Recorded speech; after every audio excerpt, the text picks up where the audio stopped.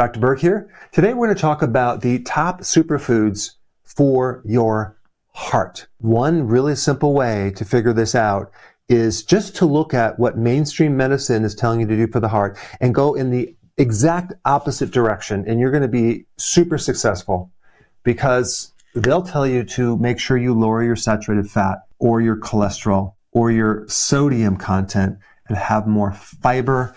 No. You don't want to do that. That's not going to help you. Now, when we talk about superfoods, and yes, I'm guilty. I used to recommend a lot of these and I have videos on it. But goji berries, chia seed, flaxseed, kale shakes, spinach shakes, almonds, more green shakes with different greens, spirulina, walnuts, blueberries, all are perceived to be superfoods. But if you consume these foods, you're going to feel bloated. You're not going to actually have a lot of energy. It is absolutely true that they have a lot of antioxidants, but they don't have a lot of the other key nutrients that we need that are essential. And the big one I'm talking about is protein, amino acids. Unless you get enough protein, you're not going to feel really good. I mean, just do an experiment. Go ahead and start living on these foods and see how you feel. You're going to feel very, very weak and very, very tired. So these are not the superfoods that we're going to recommend. Instead, we need to eat foods that are nutrient dense, that have the active form of vitamin A, heme iron, B12, DHA, and EPA reduce inflammation. These are called omega-3. Walnuts and flaxseed have the precursor to DHA, and EPA is a fat called ALA, and the conversion is not too great. And none of these right here have high quality, complete protein, and they don't have high levels of zinc. So now let's get into what foods you should be consuming that are considered a superfood for the heart. Number one, red meat. The exact food that they tell you to avoid for a heart problem. You're going to feel so good when you start to increase more high quality red meat. I'm talking about grass-fed meat. You can get red meat from lamb as well and other animals. The big thing that red meat has is the super high quality amino acids. That really supports the mitochondria in the heart muscle itself. Red meat is very high in carnitine. And carnitine supports the mitochondria, which is the powerhouse that gives the heart a lot of energy. Also, coenzyme Q10, which is a real key essential nutrient for that mitochondria. And by the way, statins, which is a very popular drug, deplete this key nutrient that's very vital for the heart.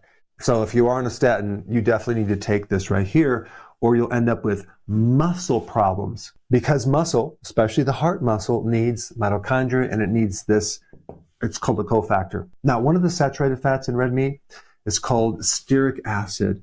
It actually helps fuse together fragments of mitochondria to make them whole again, making the mitochondria more efficient. And so if you notice, the common thread with red meat is you really support the mitochondria. And so stearic acid can help you with the mitochondria, but also it's actually very important in helping you burn more fat. Red meat also contains this other compound called carnosine, which is a very important antioxidant for certain problems with the heart. Red meat is loaded with zinc, which is also involved in over 200 different biochemical reactions. And then we have B12. B12 helps to lower something called homocysteine, which if that compound is too high in the heart, it can create problems with the heart. So B12 helps that keep it in check. Let's roll right into number two, butter. Now, I know what you're going to say, like, wow, I thought butter was bad for the heart. No, it's not. Grass-fed butter is very healthy for the heart. It's loaded with vitamin K2. It keeps the calcium out of the arteries. And it also has butyrate. Butyrate reduces gut inflammation. CLA. This is a compound that helps improve insulin resistance. When people have insulin resistance, they have a lot of problems with the heart. Butter also has the active form of vitamin A, not the precursors, which also helps heal and reduce inflammation on the internal part of the body, including that inner layer of the artery called the endothelial layer. And of course, butter has stearic acid. Number three, egg yolk, not just the egg white. We've been told for many years that egg yolks are very bad because they're loaded with the cholesterol and that's going to plug up your arteries. Well, it just so happens that that was absolutely not true. Egg yolks are super healthy, and they have something very unique in them. They have a lot of choline. Choline helps prevent a fatty liver. If your liver becomes fatty, it could spill over into the heart. There's a condition called epicardial fat, which is fat around the heart, which is probably one of the biggest biomarkers of heart longevity and heart health, because when you have fat around the heart, that's not good. And unfortunately, we were told that saturated fats are bad, but unsaturated fats are good, like the seed oils. So people have been consuming a lot of them for many, many years. And those seed oils can embed into the cell membranes and really mess them up. And it takes about 600 days to get them out once you stop consuming seed oils. But with egg yolks, the choline in there can help support those membranes, which is very, very important with insulin receptors and other things crossing the membrane. And the other thing that egg has that's very important is cholesterol. That's right. Cholesterol is the building block to make bile salts. Your gallbladder is the main route for excess cholesterol. So if your liver has too much cholesterol, you need this bile to get rid of the excess cholesterol. But bile is made from cholesterol. Also, vitamin D from the sun interacts with cholesterol just underneath your skin to make vitamin D. So we need cholesterol for bile, vitamin D, and you need cholesterol to make certain hormones. Also, egg yolks are loaded with vitamin K2 to keep the calcium out of the arteries. Egg yolks also have certain type of carotenoids like lutein and zeaxanthin, which they're also good for the internal part of the arteries.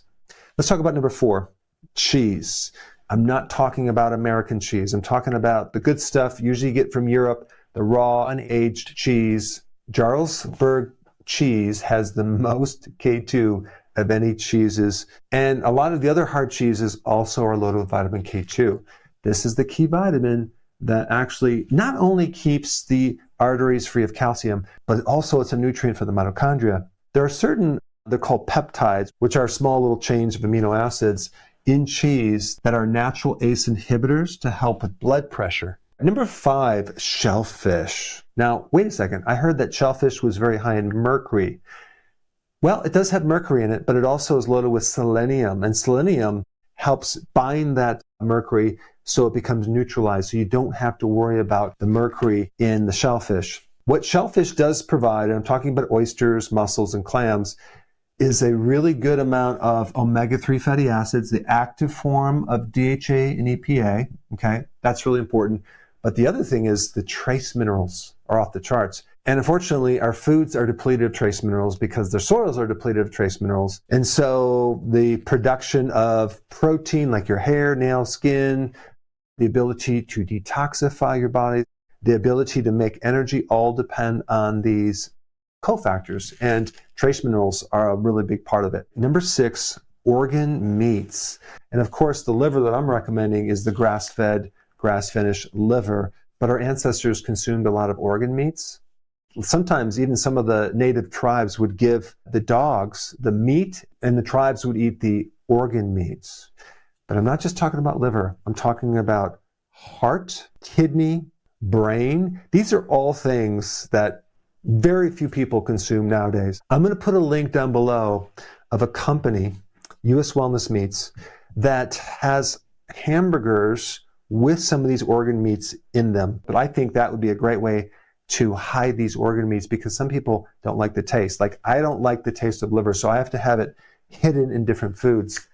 I get my liver from cod liver. You can get that in a can. Cod liver has the most omega-3 of anything, and I'll consume maybe 1 or 2 cans of cod liver every single week. But what's in these organ meats? Well, there's different things in different organs. If we take a look at what's in the heart muscle that's very, very high, coenzyme Q10.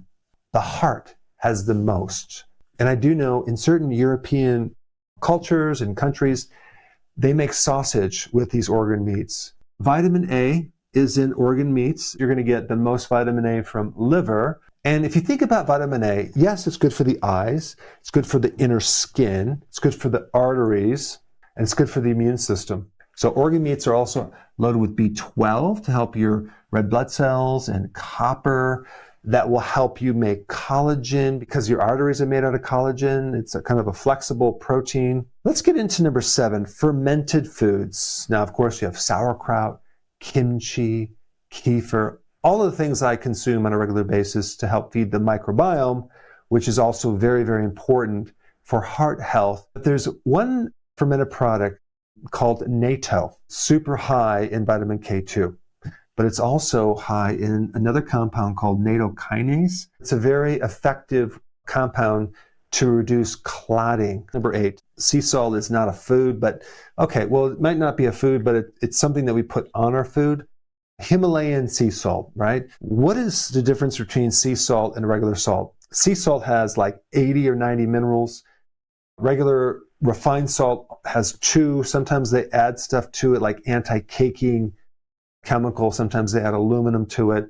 They will tell you you need to go low salt for the heart because we don't want to increase blood pressure. And this is something that's been indoctrinated to us. People are so afraid of salt.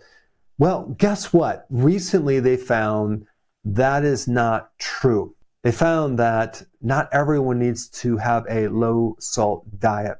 When you go low salt, you now trigger this hormone, it's called renin, that increases the blood pressure from the low salt.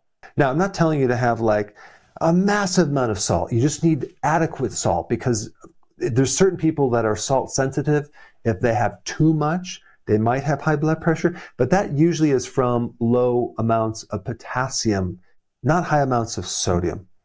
The point is, when you go too low with your sodium, you can end up with a lot of other additional problems, and one being high blood pressure, okay? Also, the next one being high cortisol. One of the little simple health hacks that I recommend that seems to work really good is to take a little extra salt if you have a problem going to sleep at night, and you're going to find that you'll sleep a lot better. And so one indication that you're low in salt is, number 1, if you have problems going to sleep or staying asleep. And number 2 is if you crave salt. You want to start adding more salt to your food, not go for the chips. And also, if you're low in salt, it can increase your risk of getting insulin resistance, which is actually the real cause of high blood pressure. Plus, on top of that, you need sodium chloride to increase more chloride to build up hydrochloric acid for stomach acid. And so if you don't have enough stomach acid, you get acid reflux, you get acid indigestion, you get more bloating, and that also could indirectly affect your heart and your sleeping. Number 9, fatty fish. I'm talking about salmon, okay? Wild-caught salmon, omega-3 fatty acids, super important for the heart. But don't forget about the smaller fish, sardines. Great way to get your omega-3. Anchovies, mackerel. And let's not forget about number 10, collagen. I'm talking about bone broth, the skin on the fish or the chicken. And so when you eat collagen, it doesn't just all turn into the collagen on your body. 90% of it actually goes into a pool of amino acids that your body will use for whatever it needs.